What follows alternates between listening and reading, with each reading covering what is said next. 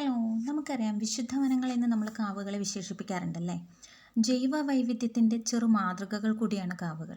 അതുപോലെ തന്നെ നിത്യഹരിത വനങ്ങളുടെ അവശിഷ്ടങ്ങളും.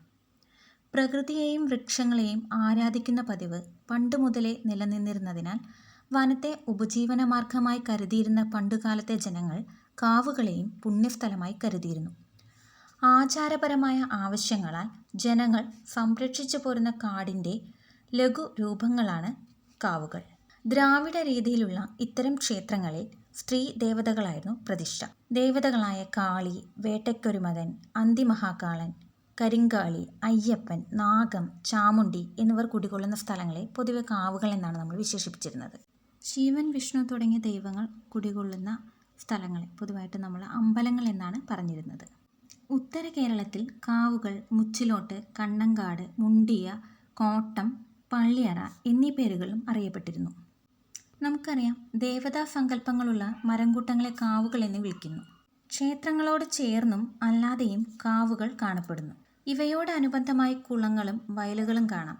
മനുഷ്യൻ്റെ ഇടപെടലുകളും ചൂഷണങ്ങളും അനുവദിക്കാതെ വിശ്വാസത്തിൻ്റെ പിൻബലത്തിൽ കാവുകൾ ഒരു വനം പോലെ സംരക്ഷിച്ചു വരുന്നു. വൻമരങ്ങളും ചെറുവൃക്ഷങ്ങളും കുറ്റിച്ചെടികളും വള്ളിച്ചെടികളും കാവുകളിൽ ഇടതൂർന്നു വളർന്നു. അതുകൊണ്ട് തന്നെ ബാഹ്യ ഇടപെടൽ ഇല്ലാതെ പ്രകൃതിദത്തമായ ആവാസ വ്യവസ്ഥ കാവുകളിൽ നിലനിൽക്കുന്നു. ആദിമ ഗോത്രവർഗങ്ങളുടെ ജീവിത രീതികളും ആചാരക്രമങ്ങളും കാവുകളുമായി ബന്ധപ്പെട്ടിരിക്കും. കൃഷി ഉപജീവനമാക്കിയ പൂർവികർ കൃഷിനാശം, മൃഗശല്യം, രോഗബാധ മുതലായവ ഇല്ലാതാക്കാൻ പ്രകൃതിശക്തികളെയും ദേവതകളെയും മറ്റും ആരാധിച്ചിരുന്നു. ഇതിനായി പ്രത്യേക ഭൂപ്രദേശം സംരക്ഷിച്ചിരുന്നു. ഇവയുടെ ഭാഗമാണ് കാവുകൾ. സ്വാഭാവിക വനമായ കാവുകൾ അനേകം സസ്യജാലങ്ങൾക്കും ജന്തുജാലങ്ങൾക്കും സൂക്ഷ്മജീവികൾക്കും പ്രകൃതിദത്ത ആവാസ വ്യവസ്ഥ നൽകിക്കൊണ്ട് പാരിസ്ഥിതിക സന്തുലനം നിലനിർത്തുന്നു. ഔഷധ സസ്യങ്ങളുടെ കലവറ കൂടിയാണ് കാവുകൾ.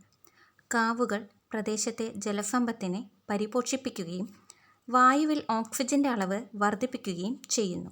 കാവുകളിലെ കുളങ്ങളും മണിക്കിണറുകളും ആ പ്രദേശത്തെ വറ്റാത്ത ജലസ്രോതസ്സുകളാണ്. കാവ് തീണ്ടിയാൽ കുളം വറ്റും എന്ന പഴമൊഴി കാവുകളുടെ തനിമ നിലനിർത്തുന്നതിൽ പൂർവികർ ഏറെ ശ്രദ്ധാലുക്കളായിരുന്നു എന്നതിന് തെളിവുകളാണ്. മലബാറിൽ അനേകം കാവുകൾ ഇന്നും തനിമയോടെ സംരക്ഷിച്ചു പോരുന്നുണ്ട്. ഇവിടങ്ങളിൽ അനേകം ആചാരാനുഷ്ഠാനങ്ങൾ ഇപ്പോഴും നിലനിൽക്കുന്നു. തെക്കൻ മലബാറിലെ കാവുകളിൽ നടത്തിവരുന്ന അനുഷ്ഠാന കലാരൂപമാണ് തിറയാട്ടം. കാവുകളോട് ചേർന്ന് പള്ളിയറ, കുരിയാല, തിടപ്പള്ളി, ചെറുപീഠങ്ങൾ എന്നിവ ഉണ്ടായിരിക്കും. ചില കാവുകളിൽ നിത്യപൂജകളും ഉണ്ടായിരിക്കും. എന്നാൽ ചില കാവുകളിൽ വാർഷിക തിറയാട്ട മഹോത്സവത്തിന് മാത്രമേ ആരാധന അനുവദിക്കുകയുള്ളൂ. പ്രാദേശിക വിശ്വാസങ്ങളനുസരിച്ചാണ് കാവുകളിലെ ആരാധനാക്രമങ്ങൾ. മിക്ക കാവുകളിലും നാഗപ്രതിഷ്ഠ കാവുകൾക്കുള്ളിൽ തന്നെയായിട്ടാണ് കാണപ്പെടുന്നത്. ഇവയെല്ലാം നമ്മൾ ചെറിയ ക്ലാസ്സുകളിൽ കാവുകളെക്കുറിച്ച് പഠിച്ചിട്ടുള്ളതാണ്.